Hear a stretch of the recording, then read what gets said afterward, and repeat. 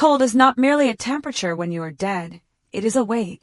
It is a physical presence that anchors you to the earth while your soul tries to claw its way back through the throat. I lay there, Amanda, the fragile daughter of the Blackwood estate, encased in the suffocating luxury of a silk-lined casket. The fabric, once the height of New England elegance, now felt like the abrasive tongue of a serpent licking my skin. I was paralyzed, a statue carved from living meat, but inside, I was screaming with a volume that should have shattered every stained-glass window in this godforsaken mansion. Time of death, 9:07 p.m. The voice belonged to Dr. Sterling. It was a dry, clinical sound, devoid of the tremor that usually accompanies the passing of a 24-year-old. I wanted to laugh, a jagged, hysterical sound that would tear through the stillness. Sterling was a man who had sat at our Thanksgiving table for 2 decades, a man who had treated my childhood fevers. Now I could feel the coldness of a stethoscope on my chest, a useless ritual. He knew I wasn't dead. He had seen the way the pupils of my eyes struggled to constrict against the light of his pen. But the check Matthew had slid across his mahogany desk earlier that evening had bought his silence, his medical license, and my very life. Heart failure, Sterling sighed, the sound of a man finishing a tedious crossword puzzle. The trauma from the fall was simply too much for her delicate system. A tragic end for a troubled girl. Traumatic fall. My mind replayed the scene with the clarity of a high-definition nightmare. I wasn't fragile. I was pushed. I remember the cold air of the balcony hitting my face, the sudden, violent shove against my shoulder blades, and the sight of Matthew's face, not a mask of horror, but a grimace of focused intent, as I tumbled backward into the dark. I didn't die from the fall. I woke up in the grass, broken and unable to move, only to see Alex standing over me with a syringe, whispering that it was for the best. The drug they used was a masterpiece of chemistry. It froze the muscles, lowered the heart rate to a ghost's whisper, and left the consciousness wide awake to witness its own funeral. I heard the rustle of expensive wool. My siblings were gathering. The mourners. Oh, Amanda! Rebecca's voice rose in a practiced melodic wail. I could hear the rhythmic click-clack of her stiletto heels on the marble floor. My poor, sweet sister. How will I ever go on without you? I felt her hand touch mine. Her fingers were warm, smelling of lilies and expensive hand cream. She squeezed my hand, but there was no sisterly affection in the gesture. It was a check for a pulse.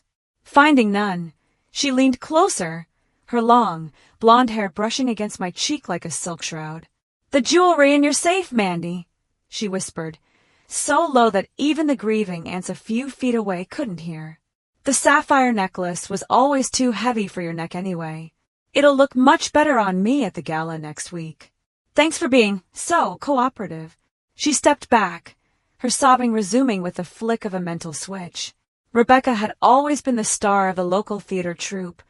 Tonight, she was giving the performance of a lifetime. Then came Alex, my brother, the intellectual, the one who always spoke of logic and utility. I felt his presence beside the casket, the smell of old books and sterile peppermint. He didn't cry. He simply stood there. "The trust fund was wasted on your charities, Amanda," he murmured, his voice a flat drone. "Imagine the research I can fund now, the progress I can make. You were always a drain on the family's potential. Evolution requires the weak to make way for the strong. Don't take it personally. It's just biology." But the true terror arrived when the air in the room seemed to thicken, heavy with the scent of oak-aged bourbon and a predatory, masculine power. Matthew, the patriarch in waiting, the man who had orchestrated my murder before my body had even hit the garden floor. I felt the weight of him as he leaned over the casket. The light from the chandelier was blocked out, leaving me in his shadow. He didn't touch me at first. He just breathed. The smell of the alcohol was suffocating, a pungent reminder of the celebration he had already started in the library. "I have to hand it to you, Mandy," Matthew whispered, his voice a dark, gravelly vibration that seemed to bypass my ears and sink straight into my bones. "You always were a stubborn little bitch. Even falling 20 feet didn't stop that heart of yours." I had to pay sterling double just to keep him from calling the ambulance. He reached out, his thick, callous thumb tracing the line of my jaw. It was a possessive, terrifying touch. "We're splitting the trust 3 ways," he continued, his tone conversational, as if we were discussing the weather. "Rebecca gets the New York penthouse, Alex gets the labs, and I get the estate. All of it. The Blackwood name won't be dragged through the mud by your mental health crusades anymore. That accidental fall was the best investment I ever made. It's a shame, really. If you hadn't been such a burden, I might have actually missed you." He leaned in even closer, his lips almost brushing the shell of my ear. "Sterling said you might still be able to hear.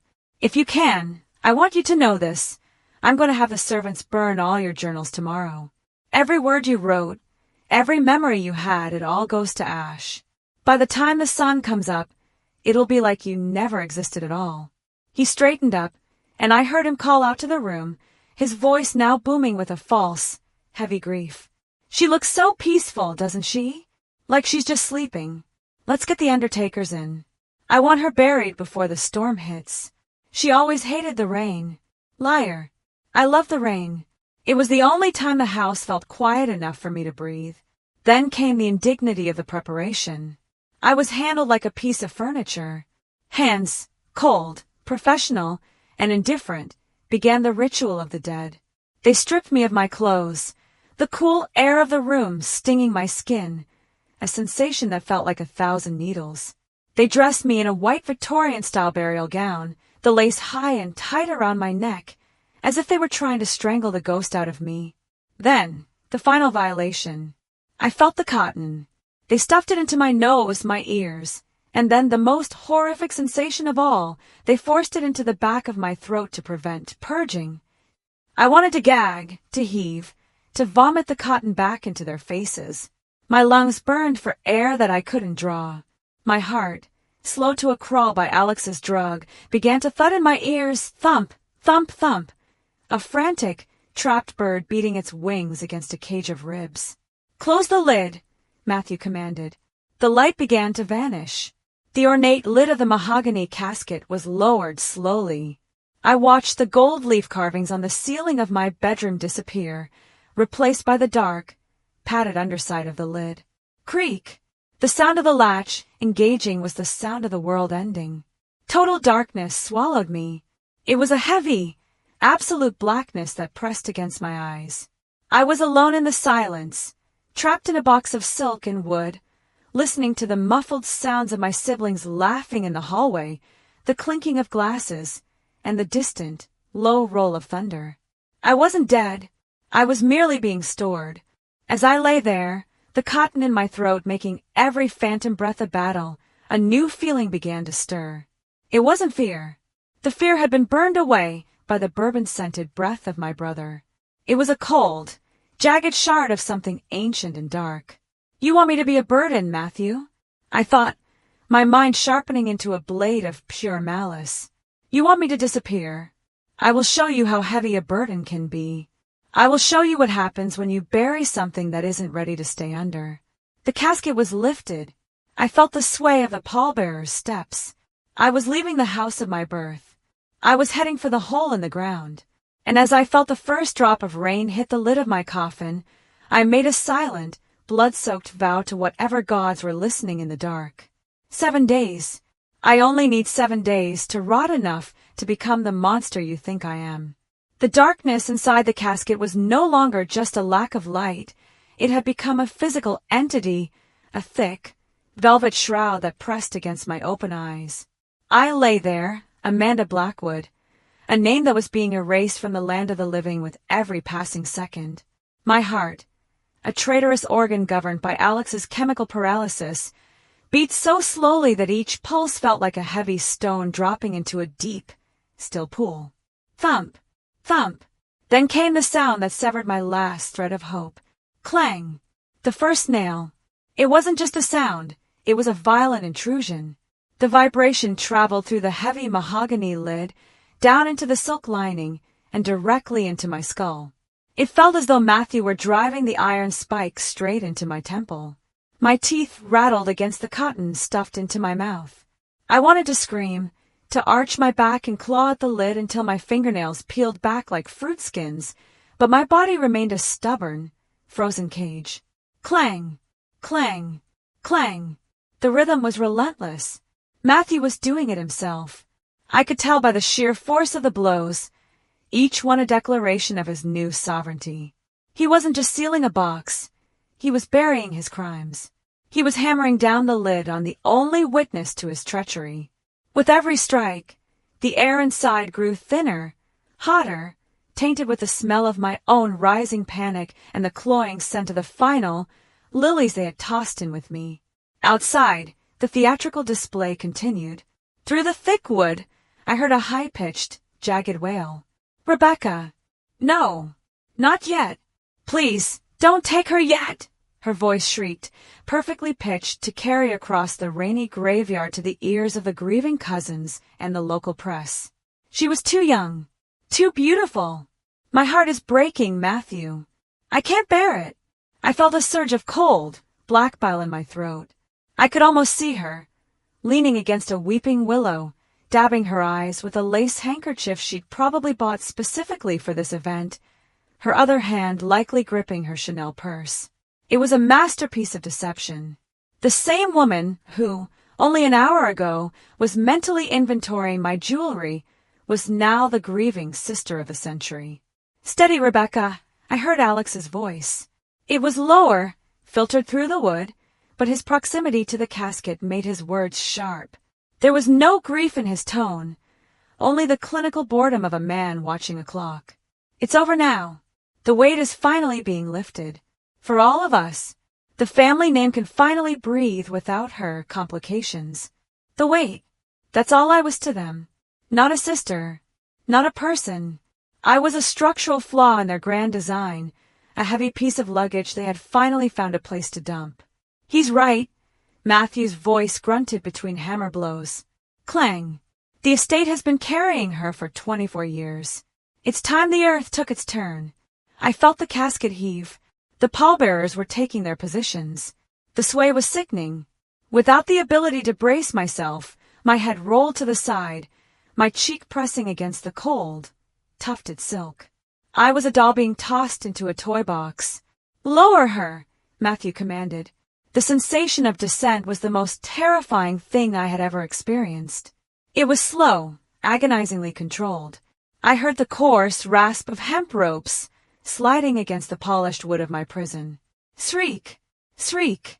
I was falling again, just like I had fallen from the balcony, but this time the fall was measured in inches of mud and centuries of silence. The air temperature inside the casket began to drop. The warmth of the parlor, the smell of the bourbon, and the fake tears of my siblings were being replaced by the primordial chill of the New England soil. I could hear the rain now, not as a gentle pitter-patter, but as a dull, thudding percussion on the lid. The earth was welcoming me with a cold, wet kiss. Thud! The casket hit the bottom of the grave. The impact jarred my entire spine, a bolt of white-hot pain shooting through my paralyzed nerves. I was 6 feet under. The realization hit me with the force of a tidal wave. Above me, the sky was being blotted out by mahogany, above that by the rain, and soon by the suffocating weight of the Blackwood ancestral dirt. "A few words, Matthew," a distant, muffled voice asked. The priest. Amanda was a girl of fragile constitution. Matthew's voice echoed down the ventilation pipe he had cruelly installed, a thin PVC tube hidden behind the headstone, meant to ensure I didn't die of asphyxiation before I could appreciate my situation. She struggled with a world that was too harsh for her. Today we return her to the peace she could never find in life. May the soil be light upon her, for her spirit was always so heavy. Liar, murderer, monster. I tried to move my tongue, to push the cotton out, to make even a muffled grunt that might catch the priest's ear. I poured every ounce of my will, every spark of my soul, into my right index finger. Move, move, damn you! A twitch, a microscopic flicker of movement. The tip of my finger brushed against the silk lining. But it was too late. The ceremony was moving with the efficiency of a well-oiled machine. "Ashes to ashes," the priest intoned. Then came the sound of the first shovel. Shhh thump. A heavy clod of wet, rocky earth slammed onto the lid directly above my face. The sound was deafening, like a gunshot in a small room. The wood groaned under the sudden weight. Shhh thump. Shhh thump. More dirt followed, a rhythmic burial of my existence. I lay there, counting the shovelfuls, imagining each one as a layer of silence being draped over my body. The sounds of the world began to fade. Rebecca's sobbing became a distant hum. The rain became a vibration. The jazz music from the house, which was just beginning to tune up for the celebratory wake, started to throb through the ground like a mocking heartbeat. "Enjoy the party, brothers," I whispered in the silent cathedral of my mind. "Drink the bourbon. Spend the gold. Wear the sapphires." I felt the weight of the earth increasing. The mahogany lid, reinforced as it was, began to bow slightly inward. I could hear the fibers of the wood screaming under the pressure of the damp New England clay. It was a crushing, claustrophobic embrace. I was no longer in a box. I was becoming part of the geology of the estate. The oxygen was starting to turn stale. Each shallow, forced breath I took felt like inhaling dust and old lace. The darkness was no longer just black. It started to sparkle with the red and purple hues of hypoxia. My brain, starved of air and fueled by a burgeoning, necrotic rage, began to hallucinate. I saw the worms waiting on the other side of the wood. I saw the pale, eyeless faces of my ancestors reaching out from their own rotted caskets to welcome the newest burden to their silent club. But through the terror and the suffocating pressure, the nails of hypocrisy had done more than just seal my grave. They had pinned my soul to a singular, sharpened point of vengeance. Matthew thought he was burying a girl. He didn't realize he was planting a seed. The drug in my veins was starting to wear off, replaced by a different kind of chemistry, a dark, ancient adrenaline triggered by the absolute betrayal of my blood. My fingers moved again, more surely this time, scratching against the silk. Scritch, scritch. The sound was small, but in the absolute silence of the grave, it sounded like a promise. 7 days, I thought, as the last shovel of dirt was leveled off above me and the footsteps of my family retreated toward the warm, brightly lit mansion. "You gave me 7 days of air through this pipe, Matthew. You wanted me to hear your laughter. You wanted me to suffer the slow realization of my end." I stared into the blackness, my eyes wide and unblinking. "But the earth here is old, Matthew. Older than our family. Older than your greed. And it's hungry. It's been listening to your lies, and it finds them as foul as I do." I tasted blood in my mouth. I had bitten my inner cheek in a spasm of returning sensation. The metallic tang was the first real flavor of my new life. Thump, thump, thump. The jazz music from the ballroom above filtered down through the pipe, a jaunty, upbeat tune that clashed hideously with the cold dampness of my prison. Rebecca would be dancing now. Alex would be explaining the necessity of my death to a circle of sympathetic investors. Matthew would be standing at the head of the table, raising a glass to my memory while his pockets bulged with my future. "Dance while you can," I hissed, the first sound to leave my throat a ragged, wet growl. "Because when I come back, I'm not coming as the sister who forgives. I'm coming as the debt you can never repay." The night settled over the graveyard, heavy and silent, save for the muffled, festive thumping of the Blackwood Gala. Below the celebration, 6 feet deep in the dark, Amanda Blackwood began to rot. And in that rotting, she began to find her strength. The silence of the grave is not a void. It is a heavy, pressurized thing that rings in your ears until you can hear the sound of your own blood scraping through your veins. Day 1 beneath the Blackwood soil began with a slow, agonizing realization that time had ceased to be a river and had become a stagnant, lightless pond. I lay there, my Victorian burial gown already feeling like a second, tighter skin, staring into a darkness so absolute it felt like a physical weight pressing against my retinas. Then the pipe spoke. It started as a low, metallic hum, the sound of air being forced through the narrow PVC tube Matthew had so generously hidden behind my headstone. He told me he left it, so I wouldn't suffocate too quickly He wanted me to have enough oxygen to fully experience the sensation of being forgotten. But as the sun began to set on the world above, the pipe brought something far worse than air. It brought the jazz, the distant, brassy wail of a saxophone filtered down, distorted by the length of a tube, sounding like the ghost of a scream. Then came the steady, rhythmic thump hiss of a snare drum. My heart, still sluggish from the remnants of the paralytic, tried to sink itself to the beat. They were in the grand ballroom. The estate was designed so the family cemetery sat directly beneath the massive, wraparound balcony of the main house. From my position 6 feet down, I was perfectly aligned with the center of the dance floor. Clink! The sound of crystal meeting crystal. A toast. I could almost smell the expensive vintage Krug they were pouring. I could almost see the golden bubbles rising, a mockery of the stagnant, recycled air I was forced to inhale. To the future! Matthew's voice drifted down the pipe, amplified by the hollow tube until it sounded like the booming roar of a god. To the Blackwood legacy, finally unburdened by the shadows of the past. Drink up, everyone. Amanda wouldn't have wanted it any other way. The roar of laughter that followed was a physical blow. It traveled through the air, down the vent, and rattled my very teeth. They weren't just having a wake. They were having a gala. A massive, black-tie celebration of my erasure. I felt a hot, jagged tear slide down my temple, disappearing into the silk lining of the casket. It was the first time I had cried since the balcony, and the salt stung like acid. Then came the footsteps. Thud, thud, thud. The vibration was different now. Heavier, more deliberate. Someone was dancing. And they weren't just dancing in the ballroom. They had moved out onto the balcony, directly above my head. I could hear the sharp, rhythmic strike of high heels and the heavy, confident slide of leather Oxfords. Rebecca! I knew that gait. She was doing a Charleston, her feet moving with a frantic, joyous energy.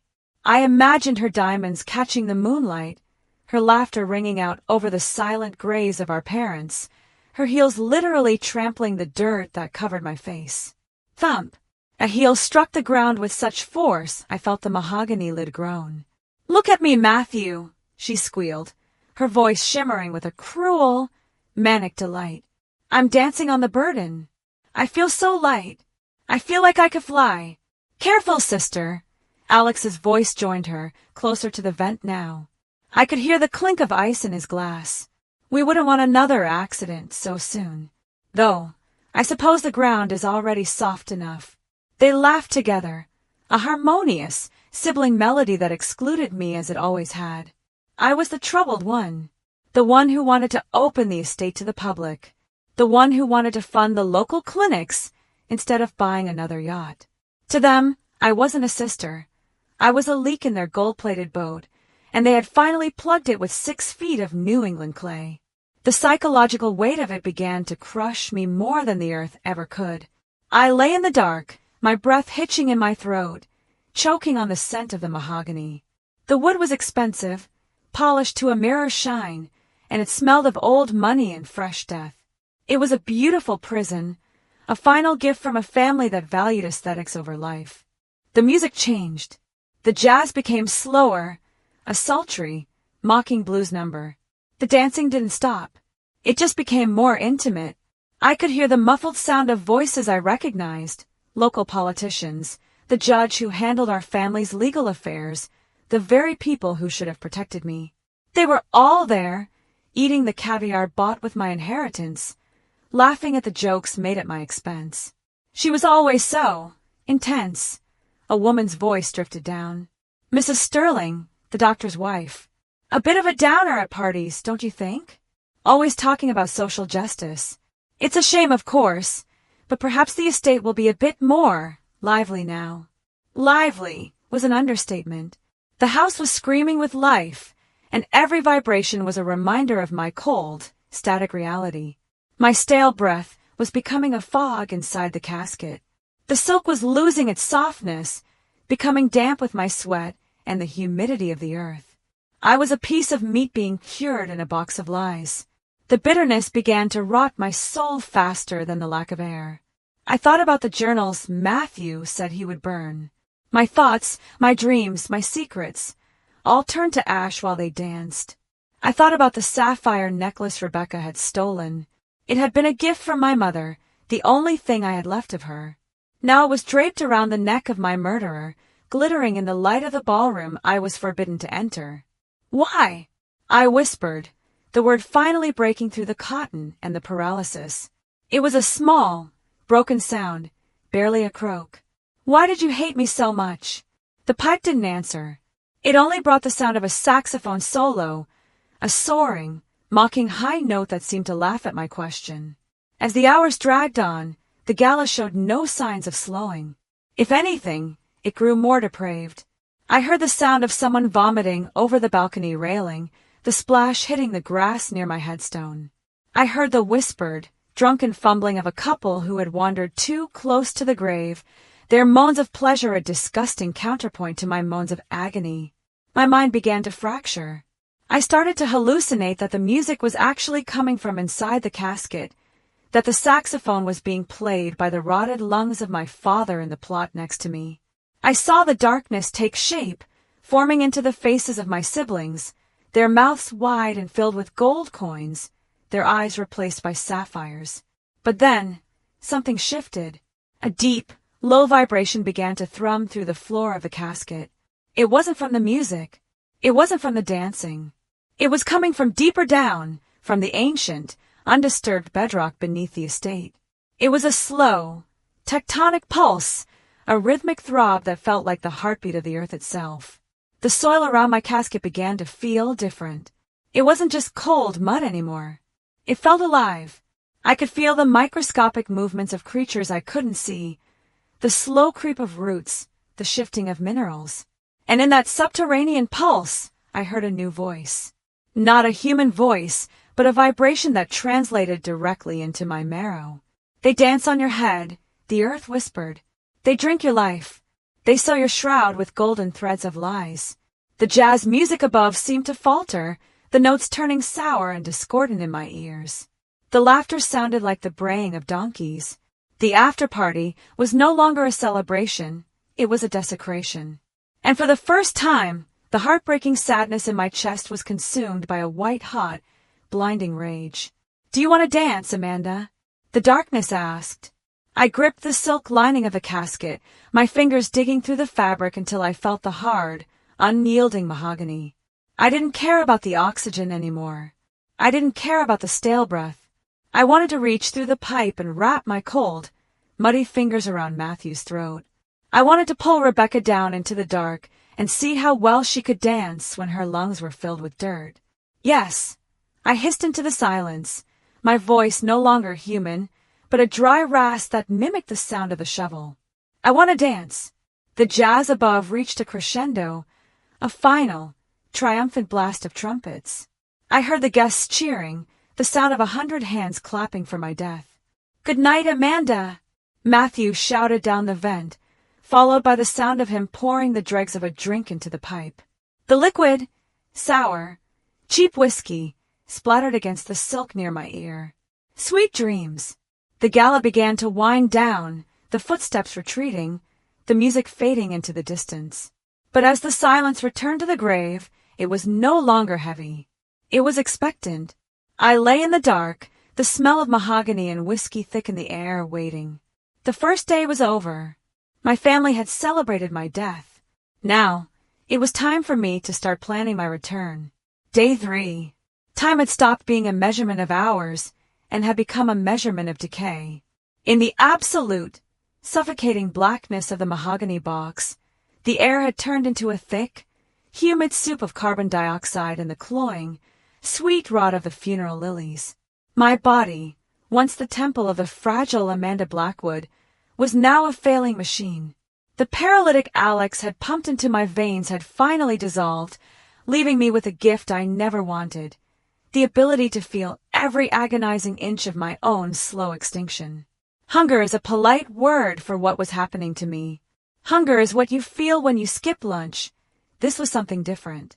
It was a predatory animal, a starving wolf trapped in the cage of my ribs, clawing at my stomach lining with jagged, obsidian teeth. It wasn't a sensation, it was a madness. My throat was a scorched trench, so dry that every time I tried to swallow, it felt like I was gulping down handfuls of rusted razor blades. Thump, thump. My heart was no longer a beat. It was a rhythmic demand for fuel that didn't exist. Through the ventilation pipe, the sounds of the world above continued to mock me. I heard the distant, muffled clatter of silverware against fine china. I heard the faint, aromatic ghost of roasted lamb and rosemary drifting down the tube. The remnants of a luncheon Matthew was likely hosting for the estate lawyers. The smell was a physical assault. It made my stomach convulse so violently that I vomited a thin, bitter bile that burned my throat and coated the silk pillow beneath my head. "Is she still down there?" I heard a voice whisper through the pipe. It was a maid, her voice trembling. "Don't go near that headstone," a footman hissed back.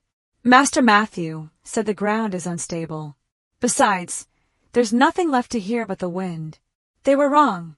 There was plenty to hear, but the sounds were coming from inside the box. In the dark, my mind fractured.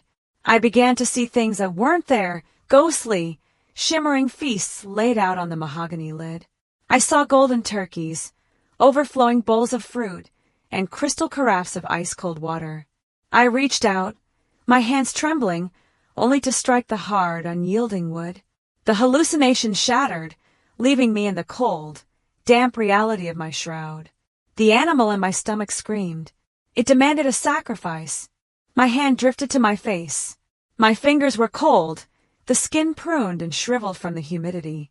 I touched my lips, feeling the cracks in the dried blood.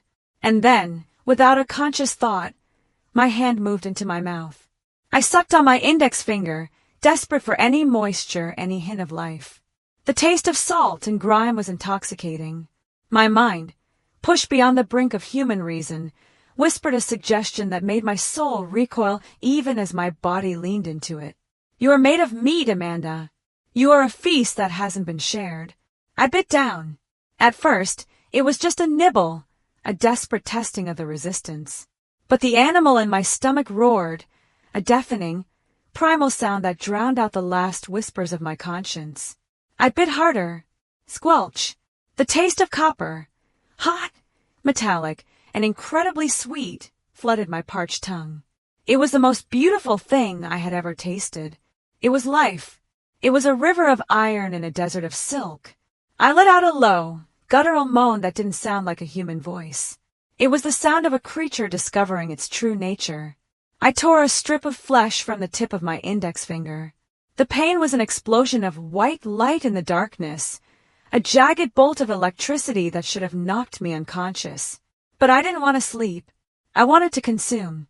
I chewed, the texture of my own skin rubbery and tough, before swallowing the small, bloody morsel. "More," the animal hissed. "The wolf is still hungry." I moved to the first joint. I opened my mouth wide, my jaw clicking in the silence, and clamped my teeth down on the knuckle. I bit with the strength of a dying woman, my jaw muscles aching, my breath coming in ragged, wet gasps. "Karake!" The sound echoed in the small space like a gunshot. It was the sound of my own bones snapping, a sharp, clean break that sent a jolt of pure, unadulterated agony through my arm. I didn't pull away. I leaned into the pain, using it as fuel. I heard the wet, grinding sound of my teeth, gnawing through the marrow, the sound of a butcher at work in the dark. I swallowed the blood, gulping it down as if it were the finest wine in Matthew's cellar. It was warm, thick, and filled with the essence of who I used to be.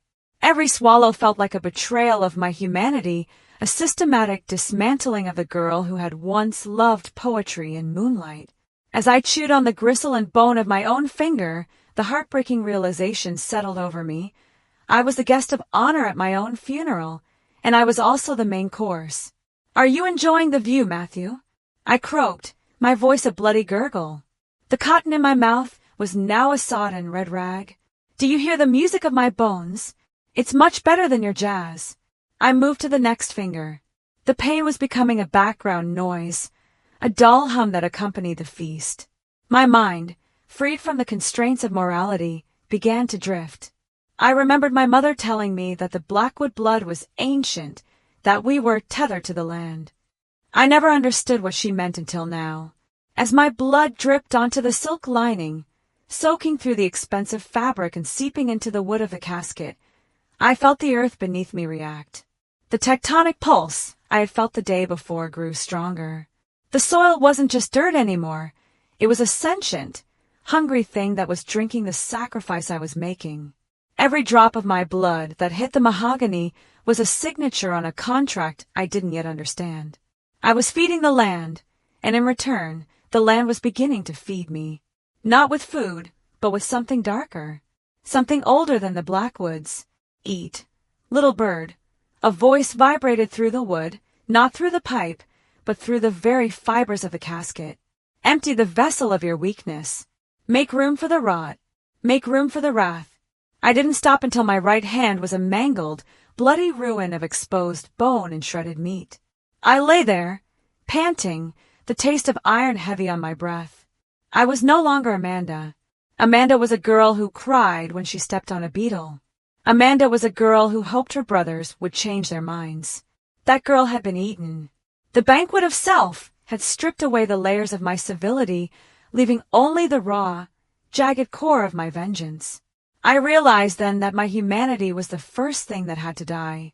To survive this box, to survive the weight of the earth and the betrayal of my blood, I had to become something that the earth wouldn't reject. I had to become a monster. Above me, the sun was setting on the third day. I heard the distant chime of the grandfather clock in the house, striking the hour. In the ballroom, I heard the faint sound of a piano, a lonely, melancholic tune. "Play your songs," I whispered, my mouth a dark, red cavern. "Celebrate your victory, while the meat is still fresh. Because I am learning the language of the dirt, and when I speak it back to you, you will wish you had never been born." I licked the remaining blood from my palm, the action slow and deliberate. The soul-shattering grief I had felt on the first day was gone, replaced by a cold, crystalline clarity. My siblings hadn't just buried me, they had planted a nightmare. I closed my eyes, listening to the sound of the worms beginning to tap against the outside of the wood, their tiny, blind heads seeking the scent of the blood I had spilled. I wasn't afraid of them anymore. They were my guests. Day 3 was over. The girl was dead, the predator was born, and it was still very, very hungry. The 5th day arrived not with light, but with a thickening of the shadows that felt like the closing of a tomb within a tomb. My blood, dark, iron-rich, and heavy with the bitterness of my betrayal, had finally found a way through the seams of the mahogany. I could hear it. Drip, drip, drip. A steady, rhythmic percussion against the parched, ancient earth beneath the casket floor. It wasn't merely soaking into the dirt, it was being inhaled. The Blackwood estate was built on a lie, a grand Victorian monument perched atop land that had never belonged to us. My mother used to whisper about the old people, a dark, nameless cult that worshipped the slow rot of the forest long before the first Blackwood stole this acreage with a surveyor's map and a cold-blooded murder. This soil was pagan. It was hungry, and for 3 centuries it had been waiting for a Blackwood to offer it something more than just a polite burial. It had been waiting for a sacrifice of pure, unadulterated hatred. Suddenly, the claustrophobic walls of the casket seemed to dissolve. The darkness didn't lift, it simply expanded into an infinite, shoreless void. The smell of mahogany and stale lilies was replaced by the overwhelming scent of wet ash, ozone, and ancient sulfur. I was no longer lying in a box. I was suspended in a lightless abyss, my mangled hand dripping black ichor into a mist that had no bottom. Then they manifested. They did not descend from above. They rose from the silence. 2 towering entities, twice the height of a man, their forms flickering like a film reel caught in a fire. They were angels of rot, though no church would ever claim them. Their bodies were composed of shifting, necrotic shadows and translucent, weeping skin. They were faceless, smooth, eyeless expanses of gray marble where features should have been, and from their backs sprouted wings made not of feathers, but of jagged, ossified bone and tattered burial shrouds. Their presence was an assault on my senses. A low, tectonic vibration hummed through the void, a sound that bypassed my ears and spoke directly to the marrow of my bones. "The child of the thief returns," the voice echoed, a chorus of 1,000 dry leaves skittering over a grave. "But she brings no prayers. She brings only the sweet, stinging nectar of a heart that wants to see the world burn." I tried to speak, but my throat was a desert. My mind, however, screamed with a clarity that felt like a white-hot blade. "I want them to suffer. I want to hear their bones snap the way mine did. I want to see the light leave Matthew's eyes while I hold his throat." The entities drifted closer, the air around them turning freezing cold. One of them reached out a long, spindly arm, its fingers ending in needles of obsidian. It touched the place where the ventilation pipe should have been, the last link to the world of the sun. "Heaven has no room for your vengeance, Amanda Blackwood," the other entity hissed, its voice a sickening squelch of mud. "The pearly gates are closed to those who have tasted their own marrow. But the earth remembers. We offer you a resurrection that requires no grace. We offer you the strength of the rod, the speed of the shadows, and a life that death cannot touch." "At what price?" my soul whispered, trembling even in its fury. "The anchor," they replied in unison. "You must surrender the last thing that makes you human. You must give us the treacherous muscle that still dares to feel pity, the organ that still pulses with the memory of love. Give us the heart, and we shall give you the crown of shadows." In that moment, I remembered Rebecca's fake tears. I remembered Alex's clinical indifference. I remembered Matthew's bourbon-soaked breath as he whispered that my life was a bad investment. The last embers of my humanity, the part of me that wanted to forgive, the part of me that wanted to be loved, flickered once and then died, extinguished by the sheer weight of my resentment. "Take it!"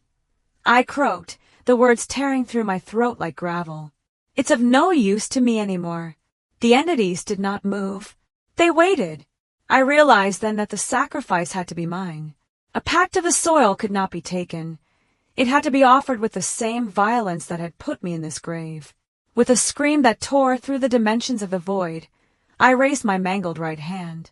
The pain was irrelevant. I was a vessel of pure, cold purpose. I drove my obsidian-tipped fingers into the center of my chest, through the lace of the Victorian burial gown. Squelch!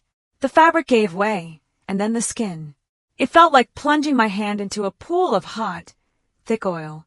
I reached deeper, my fingers finding the hard, stubborn cage of my ribs. With a strength that was no longer human, a strength granted by the very entities watching me, I gripped the center of my sternum and pulled. Karake! Snap!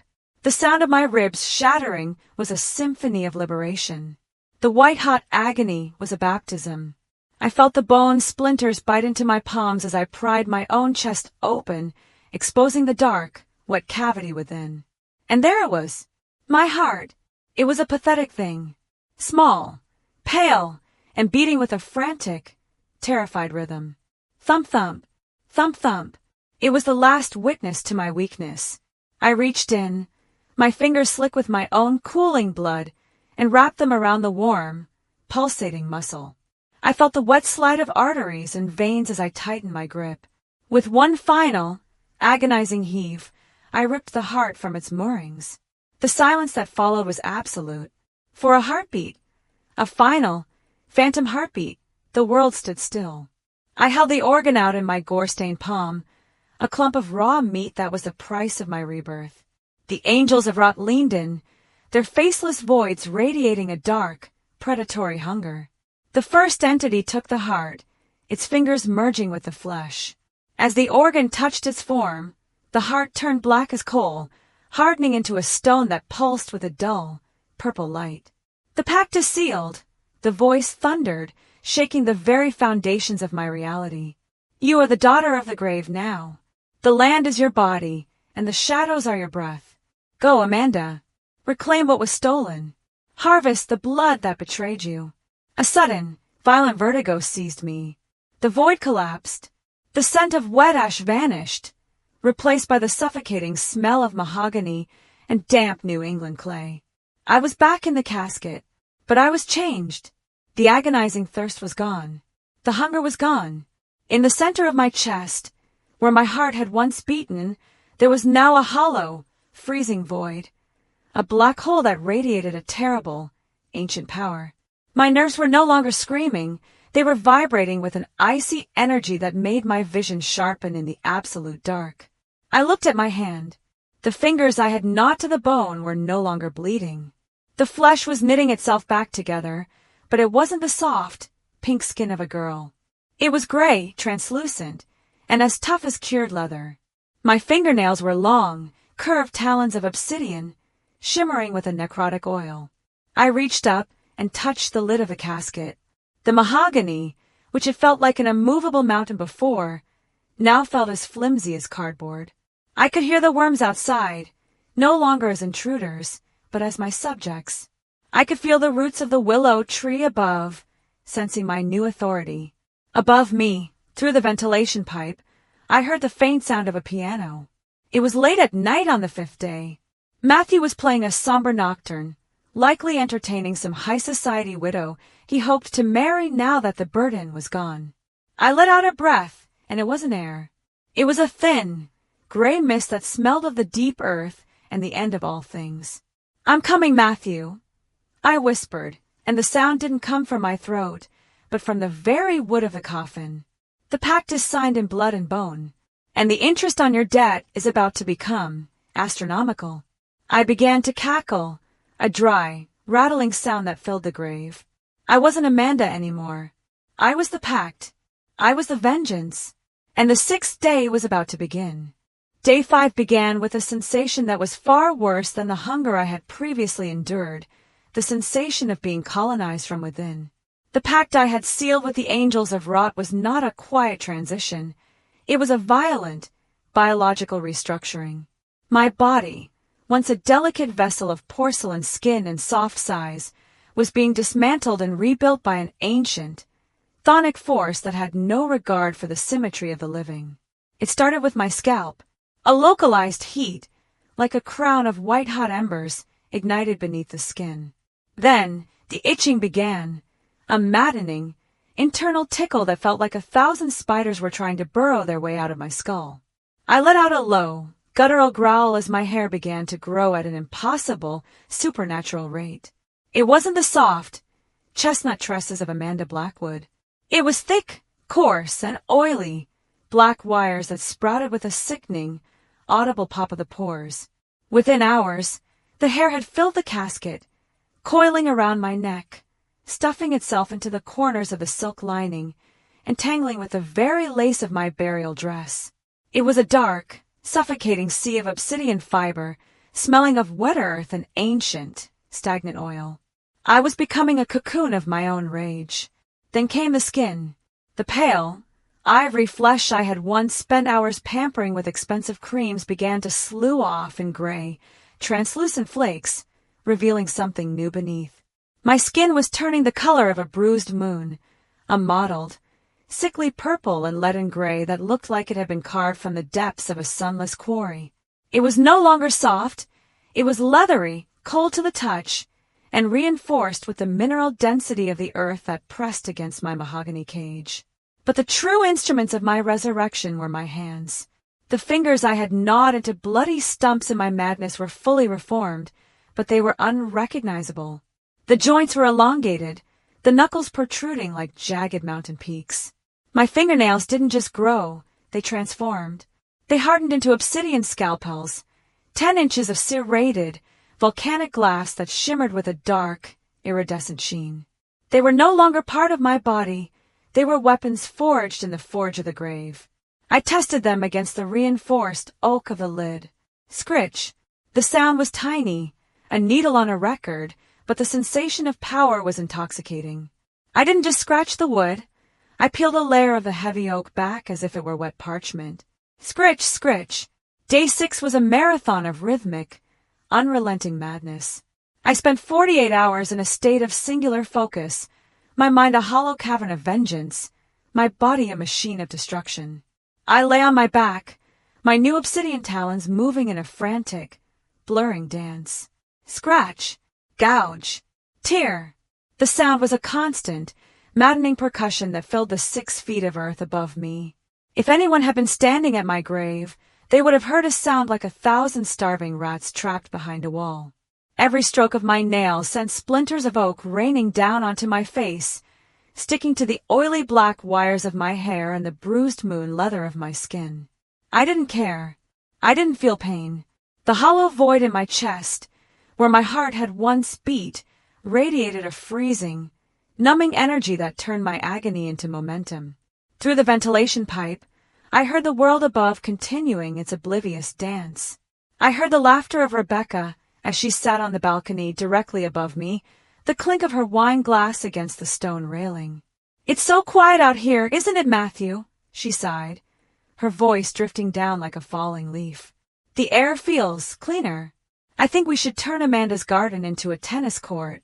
It's much more practical." "An excellent idea," Matthew's voice replied, his footsteps heavy and confident. "The past is buried, Rebecca. Let's keep it that way." I stopped scratching for a single second. I tilted my head, my neck clicking with a sharp, dry sound. A thin, gray mist escaped my lips, coiling around the black hair that filled my vision. "The past," I whispered, and the sound was a dry rasp that mimicked the scraping of my nails. "The past is not buried, Matthew. It is merely incubating." I drove my obsidian scalpels into the wood with renewed ferocity. I wasn't Amanda anymore. Amanda was a girl who sought approval. Amanda was a girl who cried in the dark. I was the land's vengeance now. I was the rot that had found a voice. I was the nightmare that the Blackwood family had planted in their own backyard, and I was about to bloom. The reinforced oak finally began to give way. The heavy, pressurized weight of the earth started to groan as the structural integrity of the casket failed. I could feel the damp New England clay beginning to press through the cracks I had made, a cold, heavy mud that tasted of minerals and ancient secrets. I didn't fear the weight. I welcomed it. The earth was my mother now, and she was pushing me toward the surface with a violent, laboring force. By the end of the 6th day, the lid was a shredded ruin of splinters and silk. My long, oily hair was already weaving itself into the soil above, roots seeking the surface. My obsidian nails were caked in mud and wood, but they were sharper than ever. I was 6 feet under, but I could already feel the vibration of the mansion's foundation. I could hear the heartbeat of the house, a heartbeat that I was going to stop. The transformation was complete. The fragile daughter had been consumed by the bruised moon predator. And as the sun began to set on the 6th day, the silence of the graveyard was broken by a sound that no living soul should ever hear. It was the sound of the earth breathing, and the breath smelled like me. 7 days. In the world above, 7 days is the time it takes for a flower to wilt in a vase, or for a heavy rain to finally soak into the New England aquifer. But in the world below, 7 days is an eternity of compression and darkness. It is the time required for a human soul to be fermented by the soil into something vintage and poisonous. Above me, the Blackwood estate was glowing like a malevolent lantern in the dusk. I could feel the vibrations of the grand piano through the soles of my feet, feet that were no longer soft, but calloused and cold like the roots of an ancient oak. The 7th-day memorial service was in full swing. Through the ventilation pipe, the sound of a choir drifted down, their voices harmonizing in a hymn about rest eternal. Rest! I thought, my mind a jagged shard of ice. You didn't want me to rest. You wanted me to vanish. I drove my obsidian scalpels into the ceiling of my collapsed casket. The wood was a pulp of splinters now. With a heave of my bruised moon-colored shoulders, I pushed. The earth didn't just move, it surrendered. I felt the wet, heavy clay of the family plot part for me like a dark, amniotic fluid. This was a second birth, a labor of mud and malice. I emerged from the ground directly beneath the grand balcony. The rain was falling, a cold, rhythmic lashing that washed the thickest layers of grave dirt from my leathery skin. I stood there for a moment, my lungs, which no longer needed air, drawing in the scent of the night. The garden I had once loved was a ruin of black-tie opulence.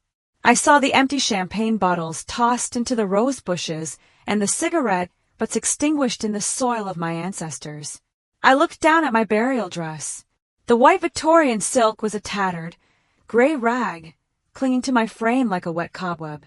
My chest was a hollow, black cavern, the skin around the opening jagged and pale. And my hair, the black wires of my transformation, trailed behind me for 3 yards, coiling over the wet grass like a nest of eels. I began to walk. My movements were no longer the graceful glides of the Amanda they knew. I moved with a predatory, hitching gait, a rhythmic click-thump of joints that had been reset by the dark. I reached the grand French doors of the parlor. Inside, the elite of New England were gathered. The room was a sea of black lace and tailored wool. I saw the mayor, the judge, and the Sterling family. They were all sipping tea from my mother's bone china, nibbling on watercress sandwiches, and nodding solemnly as Matthew stood at the hearth, holding a glass of sherry. Amanda was a light that burned too bright for this world, Matthew was saying, his voice a rich, practiced baritone of fake mourning. She was a pure soul, too delicate for the burdens of her inheritance. We gather tonight not just to mourn her, but to celebrate the peace she has finally found. I stepped into the light of the parlor. The first person to see me was a young debutante near the door. She didn't scream at first. She simply dropped her teacup. The delicate china shattered on the marble, the sound a sharp crack in the middle of Matthew's eulogy. Then, the silence spread like a contagion. I stood in the doorway, a nightmare sculpted from rot and bile. The smell of the grave, the cloying, sweet stench of sandalwood mixed with the acidic tang of decomposing meat, surged into the warm, perfumed room. It was an olfactory assault that made the nearest guests gag. My face was a map of horror. The cotton they had stuffed into my nose and ears was still there, but it was no longer white. It was bloated and yellowed, saturated with the pus and necrotic fluids that leaked from my sinuses. My mouth was a dark, wet pit filled with the black New England soil I had chewed through to escape. And as I opened my lips to speak, dozens of long, black-red earthworms, thick and glistening, slid out from my gullet, writhing across my chin and falling onto the pristine white marble floor with a sickening plop. "The piece is over," I rasped. The sound was like 2 tombstones grinding together. The parlor erupted into a cacophony of primal terror. "My God! What is that thing?" Mrs. Sterling shrieked, her face turning a ghastly shade of green before she collapsed into a dead faint. The elite scrambled. The judge knocked over a mahogany end table in his haste to reach the exit. Women in silk gowns hiked their skirts and ran, their screams echoing off the high, gilded ceilings. The mayor tripped over his own feet, crawling toward the hallway like a terrified animal. They didn't see a girl. They saw the physical manifestation of the guilt they had all ignored for 7 days. Within minutes, the room was empty of guests. The front doors of the estate slammed open and stayed that way as the friends of the family fled into the rainy night, leaving behind a trail of dropped purses, silk scarves, and half-eaten sandwiches. Only 3 people remained. Matthew, Rebecca, and Alex stood in a semicircle near the fireplace, frozen in place as if the very air had turned to glass. Rebecca was the first to break. She backed away until her spine hit the grand piano, her hands trembling as she clutched the stolen sapphire necklace at her throat. "No," she whimpered, her voice a thin, fragile thread. "No, no, no. You're dead. I saw the lid. I heard the nails. You can't be here." Alex, the man of logic, was staring at my bruised moon skin with a clinical, wide-eyed horror. His biological necessity was being shredded before his eyes. He tried to speak, to categorize me, to find a scientific reason why a cadaver was standing in his living room, but his jaw merely worked in a silent, fish-like spasm. And then there was Matthew. He had dropped his glass of sherry. The dark liquid was spreading across the white rug like a fresh wound.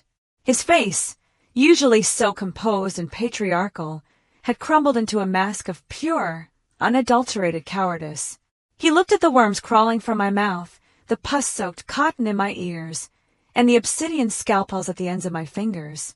"Amanda!" he whispered, his voice cracking. How are you standing?" I took a step forward. My long, oily hair slithered across the marble, catching on the legs of the chairs, effectively surrounding them. The hollow in my chest pulsed with a cold, violet light, throwing long, distorted shadows against the walls. "You left a pipe, Matthew," I said, and a thick, black-red worm fell from my lower lip as I spoke. "You wanted me to hear the music. You wanted me to hear the laughter."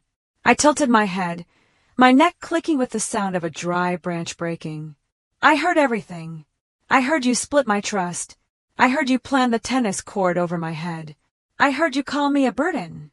"Mandy, please." Alex finally found his voice, though it was an octave higher than usual. "We can talk about this. There must be a medical explanation, a reaction to the drug. We can help you. Help me." I let out a dry, rattling cackle that sent a fresh wave of cacking worms tumbling from my mouth. "You helped me into a box, Alex. You helped me into the dark. Now, it's my turn to help you find your silence." The atmosphere in the room turned heavy, the air growing thick with the scent of sandalwood and wet earth. The lights of the chandelier began to flicker and dim, as if the very electricity were being drained by the void in my chest. I reached up and pulled the yellowed, pus-filled cotton from my ears. I let the gore-stained clumps fall to the floor. "I don't need to hear your lies anymore," I whispered. I looked at Rebecca. She was sobbing now, the real tears she had failed to produce at the funeral finally flowing, but they were tears of terror, not grief. She looked at my tattered burial dress, then at her own designer gown. "You look beautiful, Rebecca," I hissed. "The sapphires match the color of your fear perfectly. But you shouldn't have worn them tonight. They're much too heavy for the party I've planned."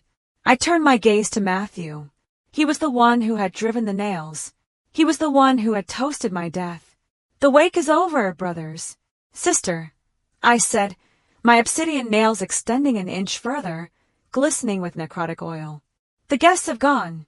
The music has stopped. But don't worry. I brought a new game from the dirt.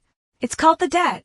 I raised my hand, and the heavy oak doors of the parlor slammed shut with a thunderous bang, the locks clicking into place with a finality that echoed like a hammer on a coffin lid. The 7 days of my burial were over. The 7 days of their judgment had just begun. And in the dim, flickering light of the Blackwood parlor, I saw the exact moment they realized that I hadn't come back to reclaim my life. I had come back to ensure they lost theirs, one agonizing stitch at a time. The heavy oak doors of the parlor didn't just close, they died. With a mere flicker of my dark, necrotic will, the massive slabs of wood slammed into their frames with a finality that made the crystal chandelier above dance in a panicked, glittering frenzy. The locks turned, click, click, click, a sequence of metallic bolts sliding into place like the teeth of a trap. There was no way out. Not for them. This room, once the heart of Blackwood elegance, was now a 6-sided mahogany box, a reflection of the prison they had gifted me. "No escape, Matthew!" I hissed, the black-red worms in my throat vibrating with the sound. "The world outside is gone. There is only the dark now. Just like you wanted for me." Rebecca tried to bolt toward the service entrance, her heels skidding on the blood-slicked marble. But she didn't get far. My hair, those miles of thick, oily, obsidian wire coils, didn't wait for my command. It moved with a predatory consciousness of its own, surging across the floor like 1,000 famished serpents. It lashed out, wrapping around her ankles with a violent jerk. "Help! Matthew, help me!" she shrieked as she was yanked off her feet. Matthew and Alex didn't have time to respond. The hair rose in a dark, suffocating wave, lashing around their throats, their wrists, and their waists. It was cold, smelling of ancient stagnant oil and deep earth rot. I watched with a chilling, detached satisfaction as my siblings were slammed onto the floor. They were pinned spread-eagle against the white marble, the black wires of my hair tightening until their skin turned a mottled, desperate purple. I marched toward them, my gait a rhythmic, terrifying click-thump. I leaned over a broken side table and picked up a long, heavy silver upholstery needle, a tool used to mend the very silk that lined my coffin. I tested the point against my leathery, bruised moon palm. It was sharp. It was hungry. You talked so much during my burial, I whispered, kneeling beside Rebecca. Her eyes were wide, white circles of pure, unadulterated madness. She looked at the hole in my chest, the violet light of the void casting a ghastly glow over her face. You talked about my jewelry. You talked about the burden. You talked about the peace I would find. I reached into the nest of hair coiling around her head and pulled out a single, long strand, a thick, serrated cord of my own black essence. I threaded the needle. Now, I said, my voice dropping to a low, agonizing rasp. It's time for the silence you so dearly wished for me. I gripped Rebecca's chin with my mangled, clawed hand. My obsidian nails dug deep into her jawbone, anchoring her head as she tried to thrash. I didn't care about her tears. They were the same saltwater lies she had shed at the graveside. GLEB. The silver needle pierced her lower lip first. It was a slow, deliberate puncture. I felt the resistance of the flesh, the sudden pop, as the needle broke through the skin and sank into the soft, wet tissue beneath. Rebecca let out a muffled, strangled scream, a sound that died in her throat as the oily hair followed the needle through the wound. I didn't stop. I pushed the needle upward, through the upper lip, stitching the two together in a crude, bloody union. Skreek. The sound of the hair being pulled through the flesh was the most beautiful music I had ever heard. It sounded like the rasp of a shovel on a coffin lid. I worked with the precision of a master tailor, my fingers moving in a blur of necrotic grace. Every puncture was a symphony. I sewed her lips to her gums, the needle scraping against her teeth with a shrill, metallic screech. Shoo! I whispered as blood began to well up between the stitches, dripping onto her stolen sapphire necklace. Don't ruin the stitch, Rebecca. It has to be perfect. A final, silent tribute to your vanity. By the time I was finished, Rebecca's mouth was a grisly tapestry of black wire and shredded meat. She could only make a low, bubbling sound, a wet, desperate whine that harmonized perfectly with the rain beating against the windows. Next was Alex, the man of science, the man who had paralyzed my body while my mind screamed.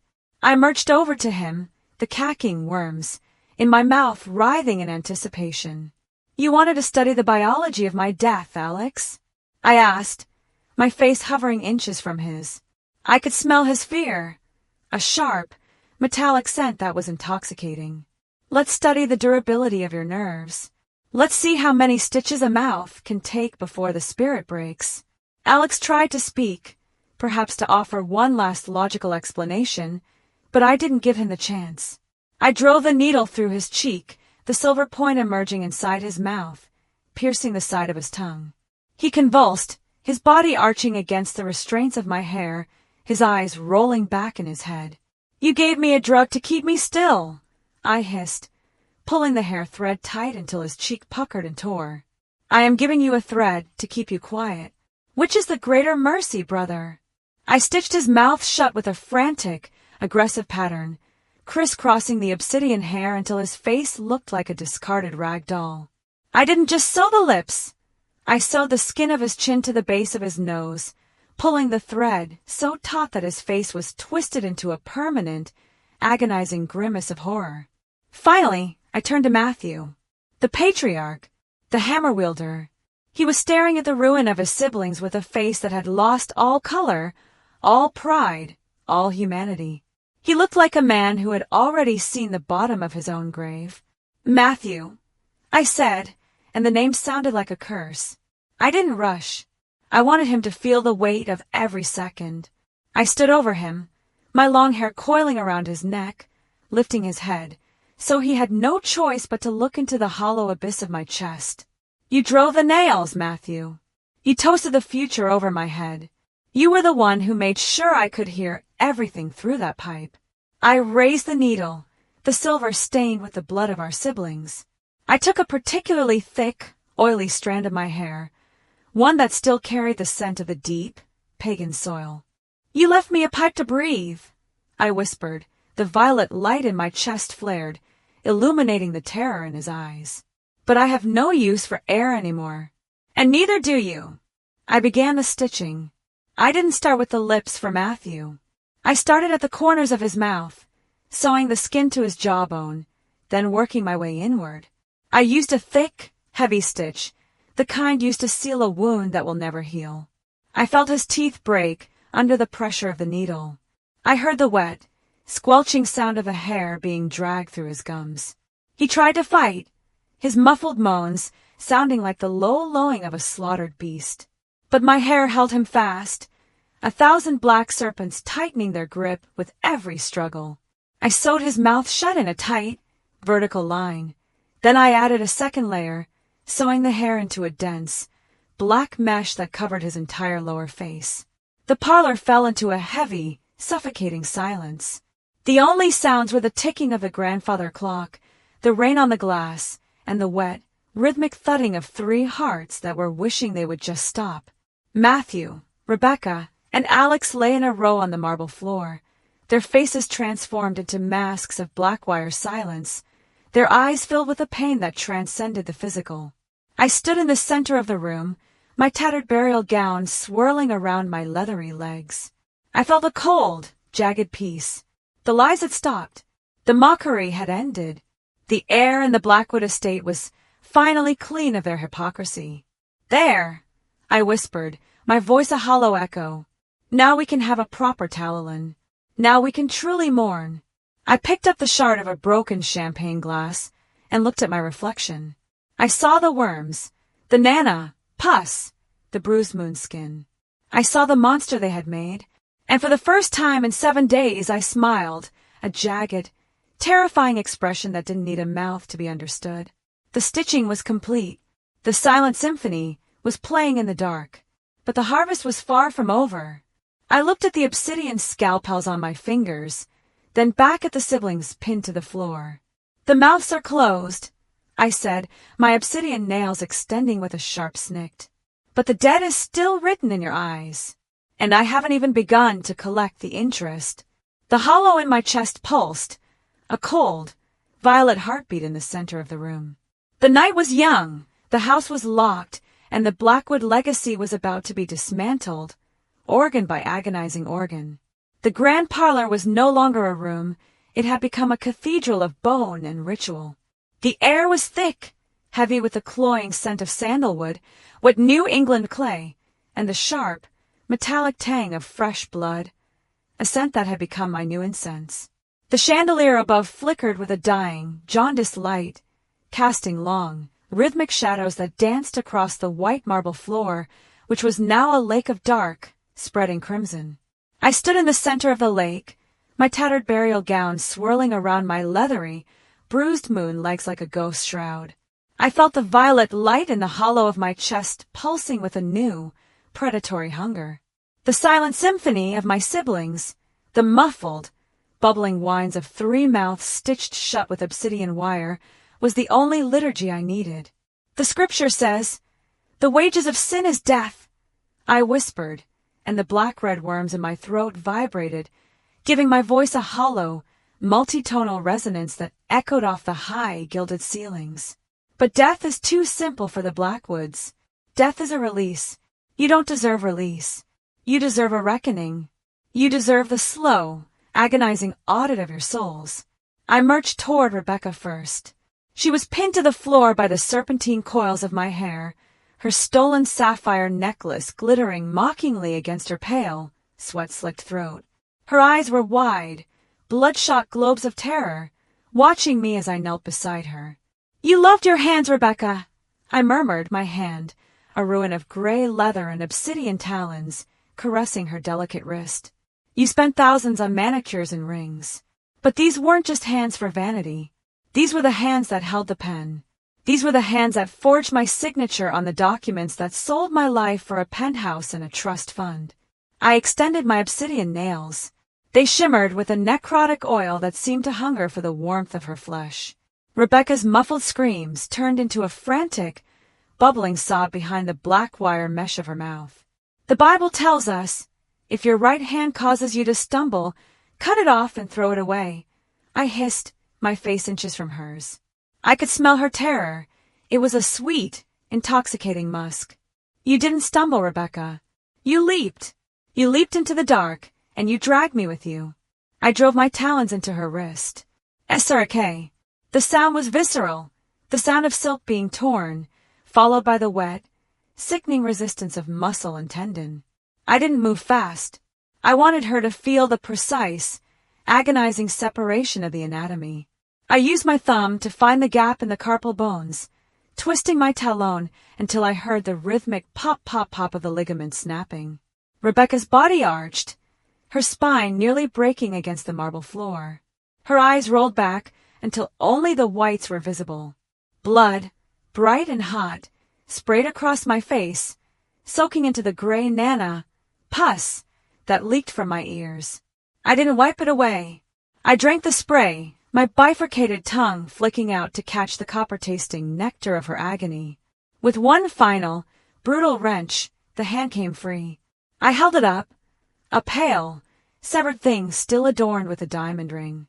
I tossed it onto a silver serving tray nearby, where it landed with a dull, heavy thud among the watercress sandwiches.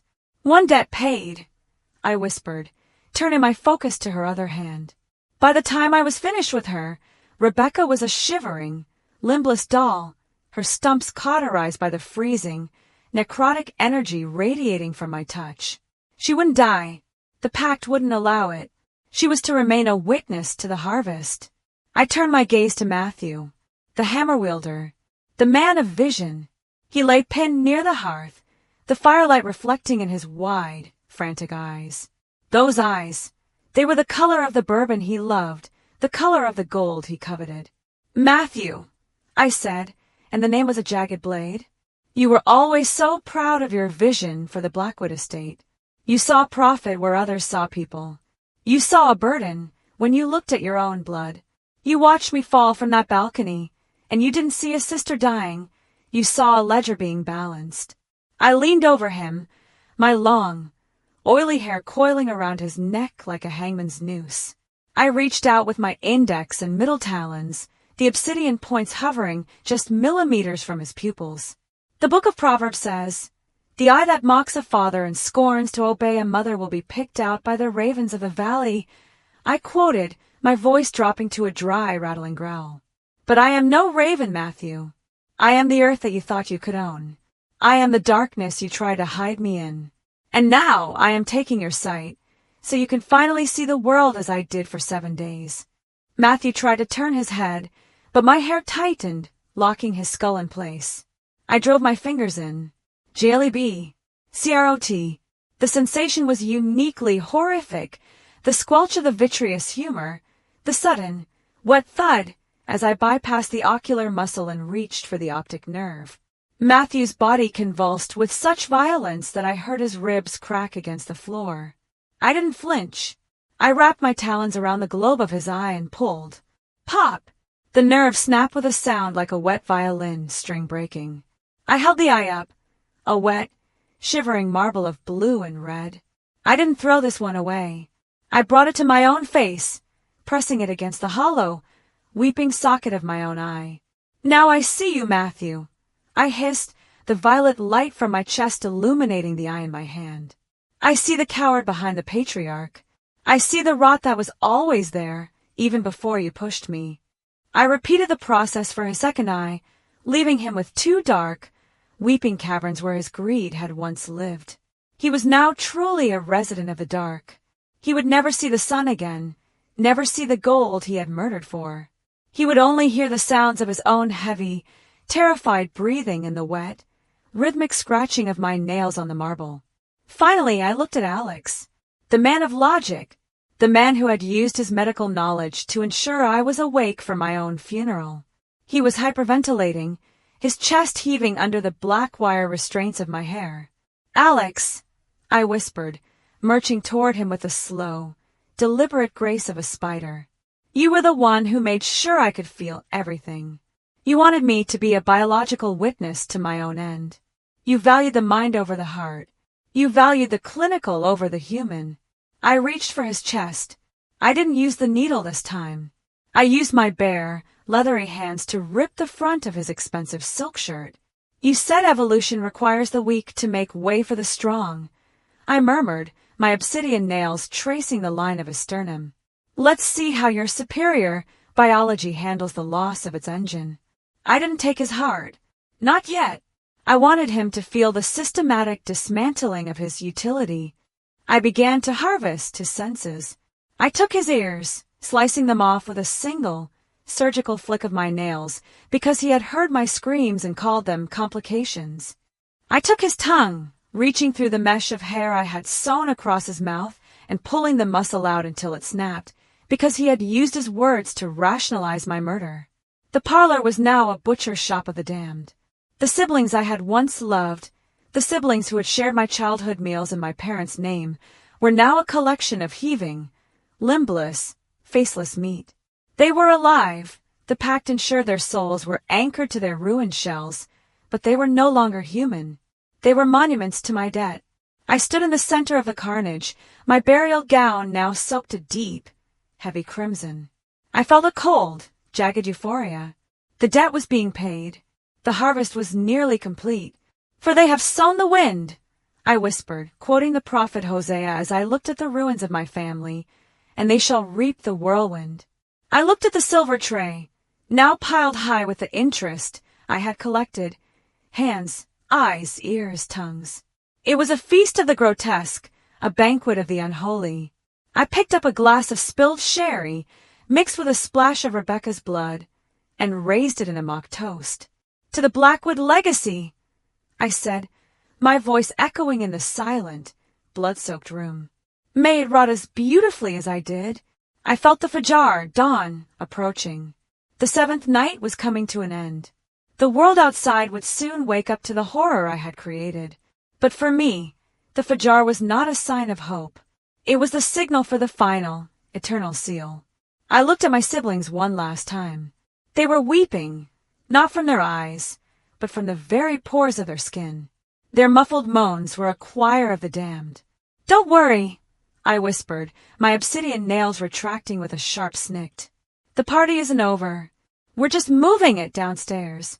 The hollow in my chest flared with a blinding, violet brilliance, and the ground beneath the room Gedhong began to groan, ready to swallow the debt once and for all.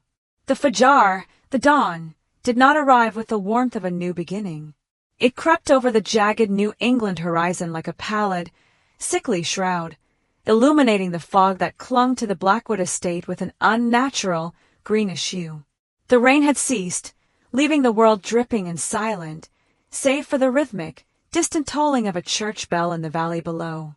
Inside the room Gedhong, the silence was so heavy it felt as if the very air had ossified into a tomb. The violet light that had radiated from my chest was gone, retreated into the hollow abyss where my heart used to be. I stood in the center of the grand parlor, my tattered, mud-caked burial dress trailing behind me like the wake of a ghost ship. The lakeside of blood on the marble floor had begun to darken, turning into a sticky, black tar that mirrored the state of my soul. I looked down at my work, my final masterpiece. Matthew, Rebecca, and Alex were no longer individuals. They were no longer the proud heirs of a stolen legacy. I had spent the final hours of the night weaving them together using the miles of black wire hair that had sprouted from my scalp. I had sewn them hip to hip, shoulder to shoulder, and mouth to mouth.